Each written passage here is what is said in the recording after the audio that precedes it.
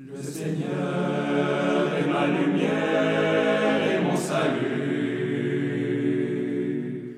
De qui aurais-je crainte?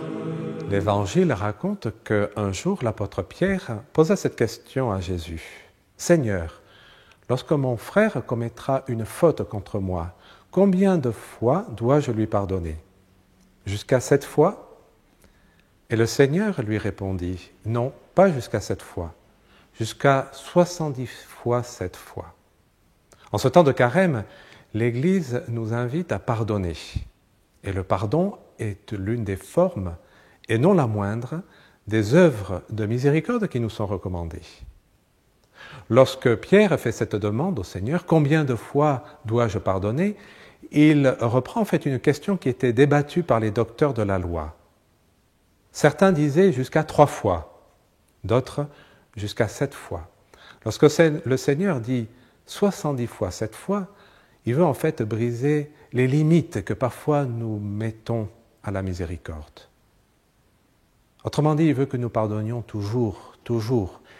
Et il met d'ailleurs le pardon des offenses comme une condition pour obtenir la miséricorde de Dieu.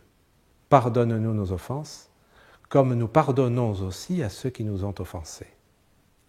Et il nous donne un exemple extraordinaire.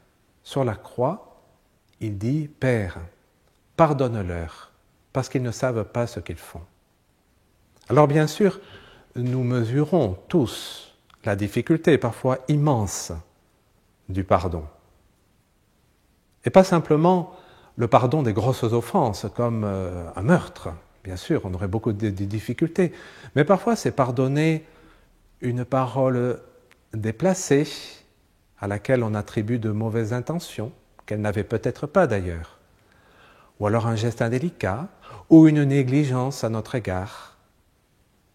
Oui, là, on mesure la profondeur du commandement de l'amour de notre Seigneur. Tu aimeras ton prochain comme toi-même.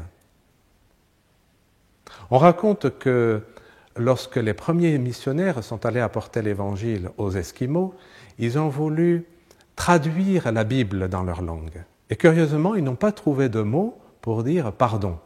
Alors qu'ont-ils fait? Eh bien, ils en ont forgé un nouveau à partir d'autres mots. Et littéralement, cela signifiait « je choisis de ne plus y penser dorénavant ».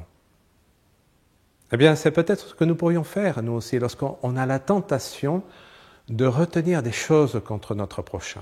Je choisis de ne plus y penser dorénavant. Pensons encore à notre Seigneur, lors de sa première apparition comme ressuscité. Que leur dit-il? « La paix soit avec vous ». Eh bien, c'est la paix que nous pouvons donner lorsque nous pardonnons également à nos frères.